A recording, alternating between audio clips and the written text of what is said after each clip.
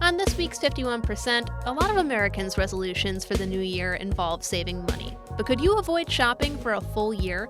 We speak with content creator Elysia Berman about how her personal no-buy year helped free her from a shopping addiction. I was trying to buy the life that I wanted instead of actually just going out and living the life of the person that I wanted to become. We also hear from Dr. Shea Butler on how to strive toward being better, not perfect. I'm Jessie King. It's all up next on 51%. I was standing around like one of those girls I had seen in a movie. The whole world was a movie back then. I had my sunglasses on, I wanted to be seen without seeing shy Lolita. I wasn't really in it, I didn't really get it. You're listening to 51%, a WAMC production dedicated to women's issues and experiences. Happy New Year, and thanks for joining us. I'm Jessie King. Every year around this time, surprise, surprise, I like to talk about New Year's resolutions, or just check in with myself and think about the areas where I want to grow. Breaking habits and starting new ones is hard. A 2023 poll from Forbes Health found most Americans give up on their resolutions in less than 4 months. I think my resolution last year was to start working out regularly, and yeah, that didn't happen. But I've been wanting to brush up on my budgeting skills too, and I'm not alone. Next to health, saving money is one of the most popular resolutions. Lately, there's been a growing trend of people online, particularly women, challenging themselves to cut off their spending almost entirely. Elysia Berman is a Brooklyn-based content creator and marketer in the beauty industry, but in 2024, she challenged herself not to buy anything she didn't need. Style rules that I now have after 8 months of not shopping. I still have 4 months left to go on my It's called a no-buy year, and the term is not really accurate. You'll see some people call it low-buy because most of us have bills to pay, food to eat, places to go, friends, family, and healthcare to keep in mind. But by sticking to the essentials and not spending money on things like extra clothing or beauty supplies, Berman says she was able to pay off more than $33,000 in debt last year and confront a longtime shopping addiction. Now, Berman is not a financial advisor, and simply saving money does not touch on things like investing or retirement planning. Some people just can't make a no-buy year work, and Berman's own no-buy year wasn't perfect. But by turning it into a fun challenge, rather than a personal punishment, she says she was able to adopt healthier spending habits long-term and explore why she was shopping so heavily in the first place. I realized toward the end of 2023 that my finances were just way more dire of a situation than I'd realized. And I realized that I had just really toxic habits around shopping, around spending, around money. I was super impulsive. And so I was like, you know what, I'll just do a no-buy year to kind of wrangle in the debt. I'm the type of person where like, I like to make lemonade out of lemons. And if I am faced with a negative situation, I always find a way to turn it into like a positive or make it something fun. So I was like, you know what, I'll document it on TikTok. I don't really see a ton of it on TikTok, so I'll just kind of use it as my visual diary. I only had like 150 followers at the time, and I was kind of like, well, this isn't really going to go anywhere. Anyway, so January of last year, 2024, I started filming really rudimentary rough videos, and I began my no-buy year, and literally probably within the first 3 weeks, I already broke it. So, I learned pretty quickly that this was more than just stopping shopping. It was a lot more complicated than that. And that's kind of when I started realizing that what we were dealing with looked more like shopping addiction instead of just like some quirky, oh, I'm a shopaholic, I just am bad with money. Like, no, actually, I have a legitimate compulsive spending disorder. So I began working with my therapist and just kind of tackling the deeper issues that led to the situation that I was in. And that brings us to 2025, where we're still doing the no buy, but we have a lot more insight and tools in our arsenal to tackle it. Well, I'm glad you were able to get help and tackle it more fully. Was it a particular item or category of items that you found yourself buying a lot, or was it just spending across the board? No, I weirdly have no interest in certain areas, and then keen interest in others, blame it on the ADHD. But I work in the beauty industry. I buy clothes, I buy makeup, but definitely clothes. I'm not as much of a beauty hoarder as others. I'm much more of a clothing person.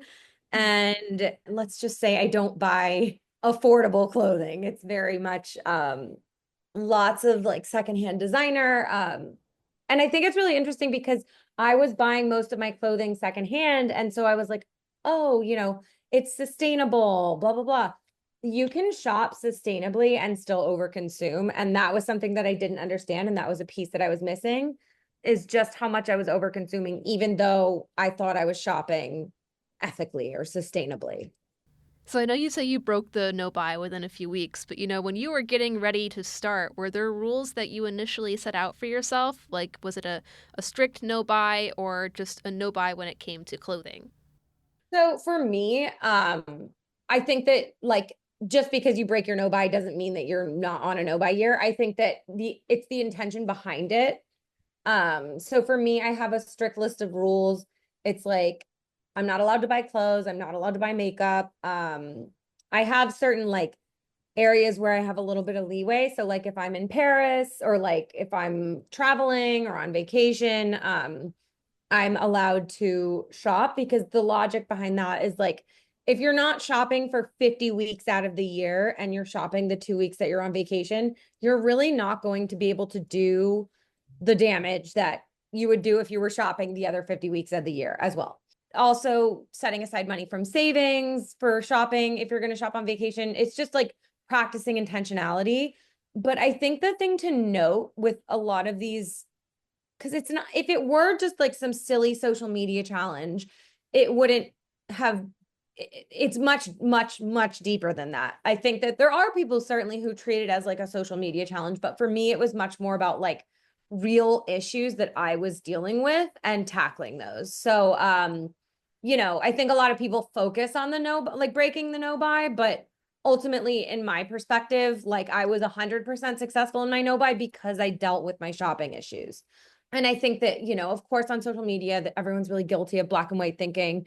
And they're like, oh, you broke your no buy, you're not doing this. And it's like, well, no, I am, because I'm still trying my hardest to adhere to these rules. And I think that's something I was very transparent about it on social media. And what a lot of people have said is that actually helped. They were trying to stop shopping, and when they slipped up, they felt like they just completely fell off the wagon and had failed. And I was like, no, just pick yourself back up.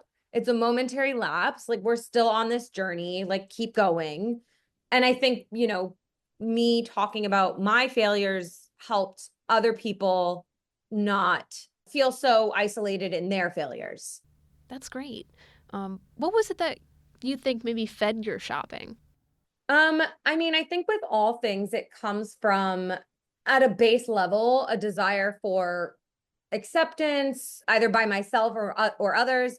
I think also like the philosopher who came up with this concept is actually pretty problematic, but there's this concept of mimetic desire where we see things on others and therefore we want it.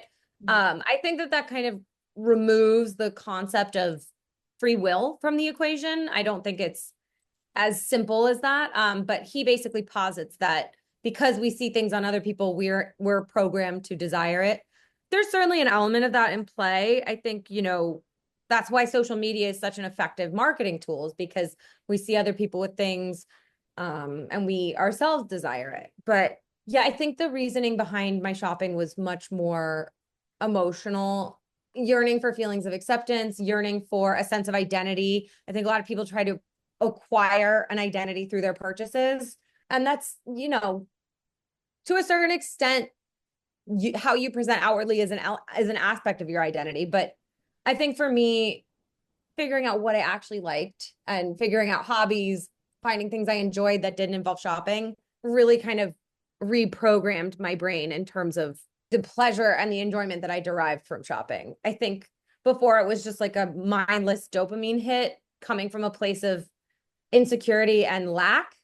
And now I see it as like shopping is a utility for me to better express myself. And if something isn't going to meet that aim, then I don't need to be purchasing it. I think that's a good way of putting it. Like full disclosure, part of why, your story and this idea piqued my interest is because in the past few months or so, I started getting really into perfumes. And which is a slippery slope, by the way. I've been trying to think lately, like, okay, when will the number of perfumes I have be enough for me? Right now I think I have 7 or 8 bottles, and, I can't afford to become a collector or for this to become like a thing. So, but it's really tempting. And I've been trying to interrogate why I want to shop. And I think for me, part of the reasoning has been that, I've been in grad school, I've been stressed out, I've been mostly cooped up inside, either working or doing schoolwork. And so, that shopping does give that dopamine hit of just, oh, I'm going to treat myself today. I'm going to give myself a little bit of a moment. and so I actually ended up regifting some of those perfumes over the holidays because I decided in the long run that they really weren't for me. So I think the idea of just cutting back on spending across the board has been on my mind lately, and, been trying to think about maybe some of the best ways to break a habit before I guess it really, really starts. You documented your journey for the whole of 2024, but do you think you would have learned the same lessons if you had only done it for a month or two? I see some people maybe just doing like, short stints of no buys. People can do it however, they feel works for them. I think some people, a no buy is completely unrealistic. Like if you have children, I think for some people, they can be even more like monk mode and conservative than I am. Like, I think that there's a million different ways to do this. It's just about finding what works for you. For me personally, a more realistic and moderate approach is certainly going to be more successful, because I think for me, it's about finding something that works in the long run. I'm not doing this just for a year. This is like long-term lifestyle changes that I'm trying to make. And if it's something where like you want to be really strict for 1 month and rewrite your relationship with shopping, that's amazing.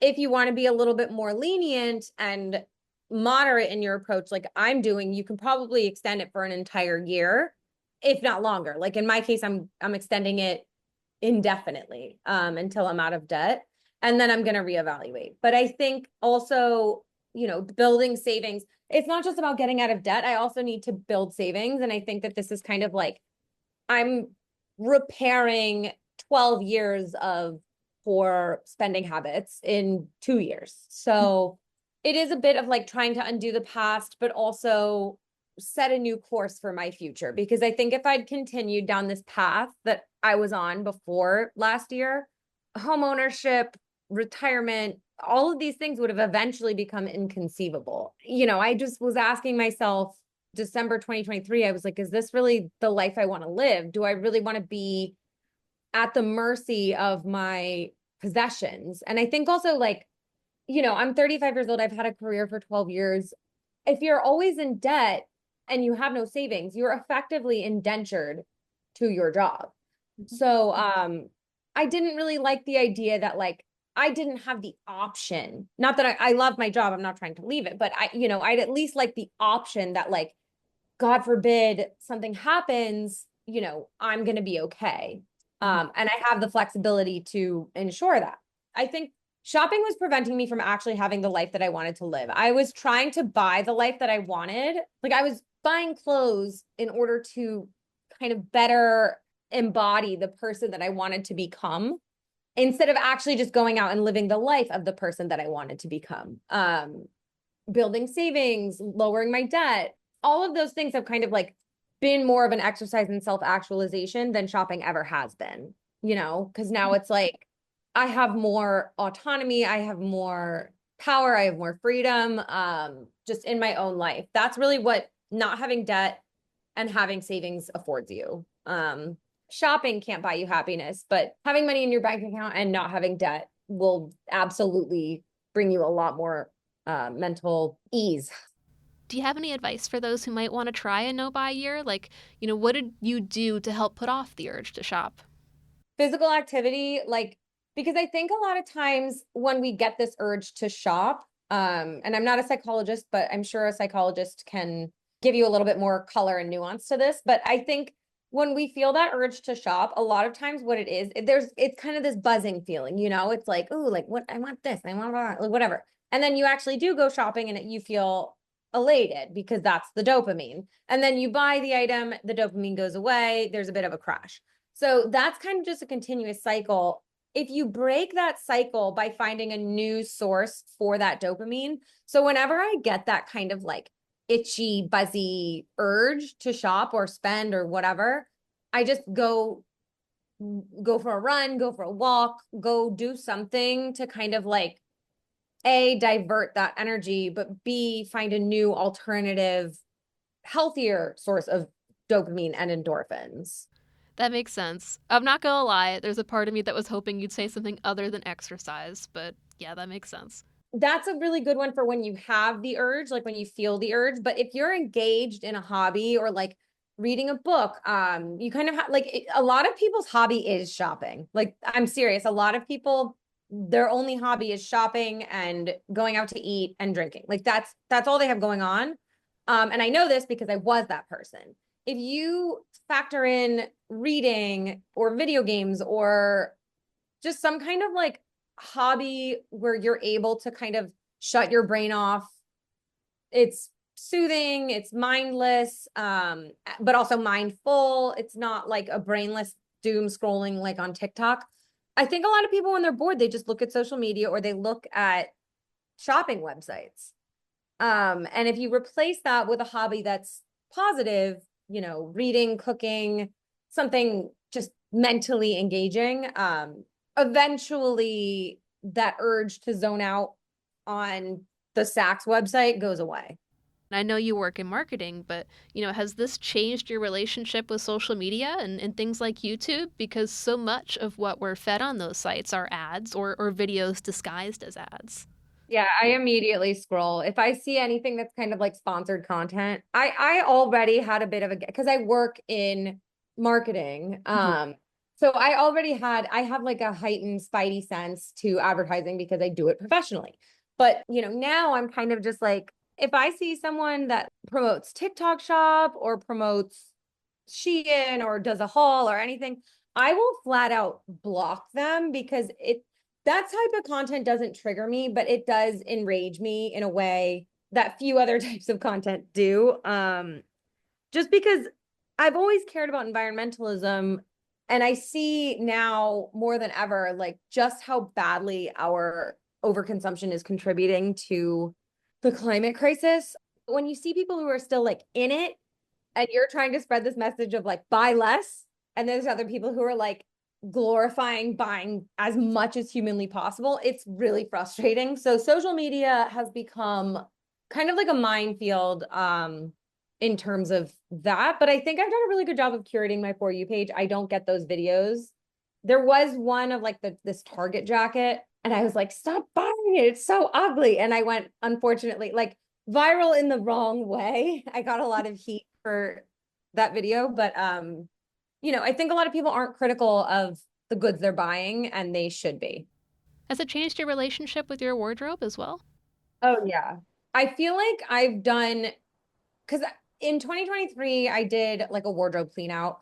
Last year, I was like, I'm not going to do a wardrobe clean out until the end of the year. I'm going to sit with my clothes for a full year, and I'm going to kind of just like see what gets worn, what doesn't get worn, see what I want to wear, what I don't want to wear, versus like impulsively getting rid of things. Basically, I was able to go through and like highly curate my closet. Everything that's in my closet now is a total representation of like who I am as a person. And I stand by every item that I have in there. In order for me to want to purchase something in the future, it has to meet that criteria. And I have a 1 in, 1 out policy. So like, if I want to buy something new, it means I need to get rid of something. If I'm not willing to get rid of something, it means that I don't need anything new. If I'm not willing to part with something, I can't buy something. And I think that's a rule I will have ideally for the rest of my life. Well, Elysia, thanks so much for joining us today. What was your biggest takeaway of your no-buy year? The no-buy year was hard, really only for the first few months. And then after that, once I actually started seeing like the financial benefit, it became so much more rewarding. And weirdly, this was like one of the best years of my life over the last like 15 years. And I wasn't buying anything. So I bought some stuff, but it like I was buying significantly less than I've ever bought in the past. And this was definitely, I don't think my year would have been as good if I hadn't done that. I paid off $35,000, almost $35,000 worth of debt. Like I paid off $33,000. Elysia Berman is a content creator and marketer documenting her journey away from consumerism through her no-buy year. You can find her on Instagram and TikTok at Elysia Berman. Next week, don't worry, we'll bring you some more specific financial tips and tricks and how to implement them in your new year. I think one of the big things Elysia mentioned there was that analyzing your habits and making changes is a lifelong practice. It's about baby steps. It's okay if the goals you set out for yourself this year aren't perfectly achieved right away, or if you break a resolution within a few weeks. Our next guest is a self-described recovering perfectionist. Dr. Shea Butler is a motivational speaker and the author of Better, Not Perfect, From Hot Mess to Life Success. Butler is leading a movement of women who are learning to give the same grace to themselves that they so freely give to others. She spoke with WAMC's Sarah LeDuc. Well, my journey had been a pursuit of perfection for much of my young adult and adult years. There were some early failures, some early traumas that made me adopt a never again attitude. Sort of the reverberating consequences and outcomes of those early failures.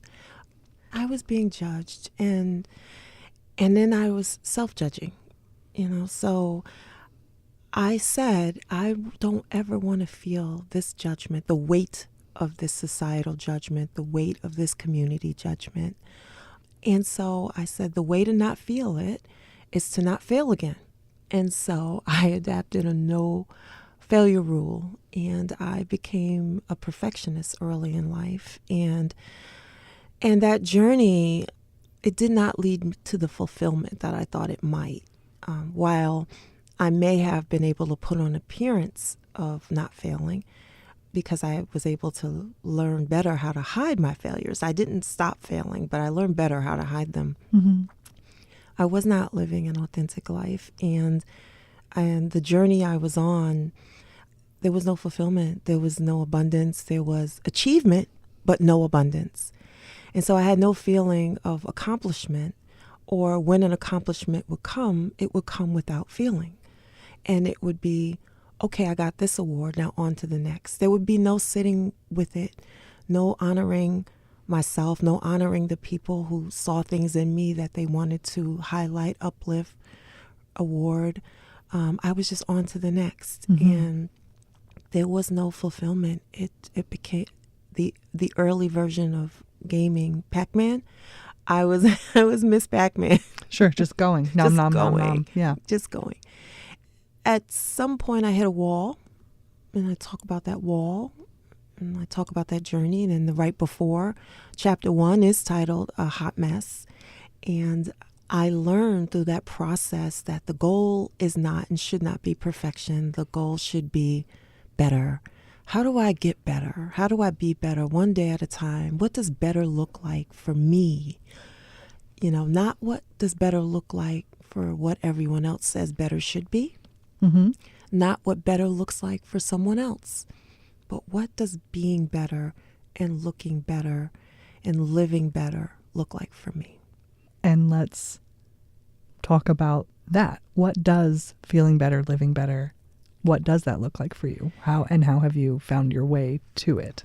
Wow, what better looks like for me is dropping this need to show up looking like I have it all together, and rather instead showing up feeling like, okay, honoring what the day is for me, living in a more mindful present moment and accepting myself in that moment and whatever that looks like. So some days it's a great day and I'm feeling really on top of the world. And some days it's a struggle, but I'm showing up. And better means being my best self for that day and learning how to honor what that is instead of judging what that is. And for a lot of my life, I lived with a lot of shame. One of the things, and I'm not sure who said the quote, but one of the things that was shared with me about the word shame is an acronym for self-hatred at my expense. And so I talk about the journey of getting to a place of learning who I was so that I could eventually love who I was. And I'm still on that journey, Sarah. I have to tell you, some days I get it, and then other days I wake up and the list is long of the things I didn't do that I should have done.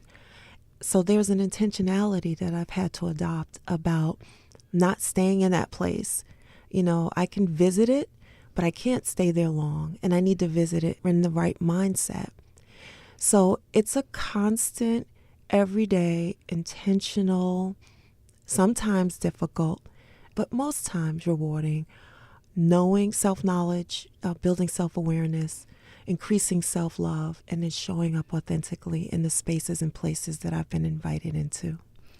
It seems like a big part of this achievement, of this realization of your existence in your life, is to try to get ahead of other people experiencing the shame that you experience, to help them get to where you are now faster by imparting what you have learned and what you know. You include QR codes in the book that guide people to exercises and health and heart practices that they can do.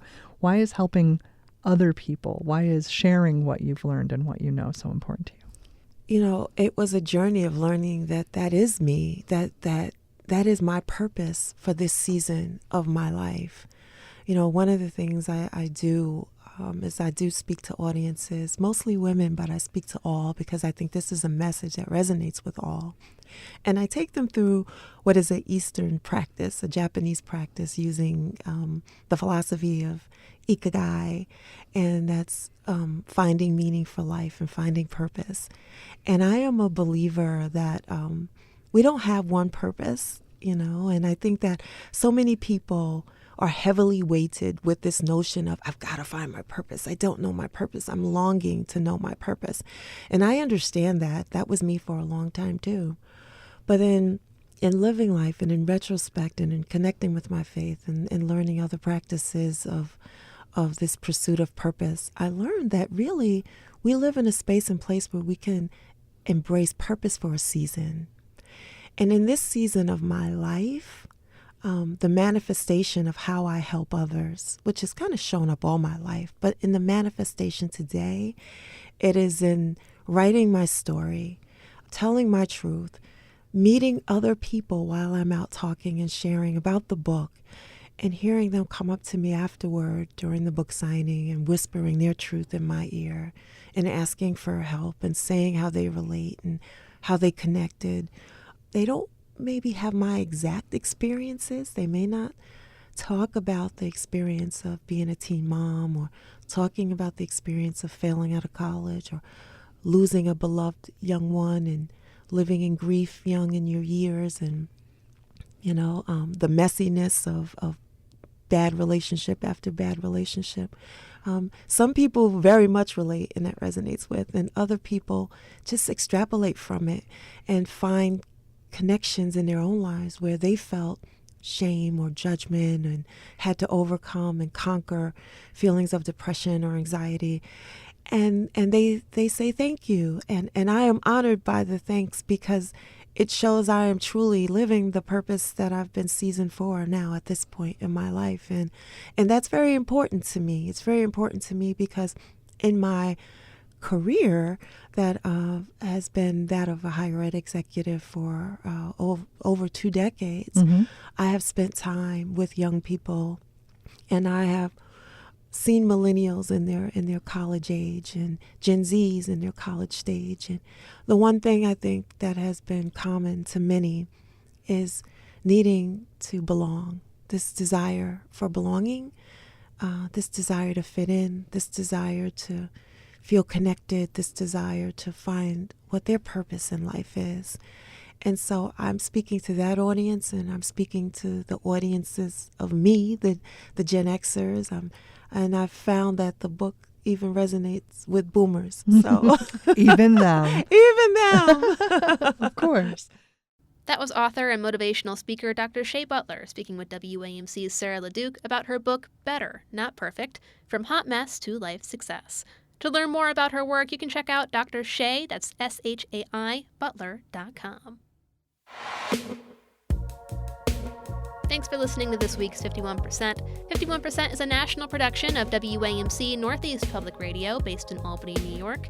It's produced and hosted by me, Jesse King. Our associate producer is Madeleine Reynolds, and our theme is Lolita by the Albany-based artist Girl Blue. Just a reminder that you can listen to 51% anytime at our website, WAMCpodcast.org, or wherever you get your podcasts. You can stay in the loop on all of WAMC's shows by signing up for our weekly newsletter, Airwaves, at WAMC.org. We hope you'll join us next week. Until then, I'm Jesse King for 51%. I was every single girl, I was nobody else, I was so sure of myself. I was 15 and a half. He was a hollow laugh. And I lost my cool somewhere along the way. The nightmare down the hallway. I had to learn how to look away. I lost my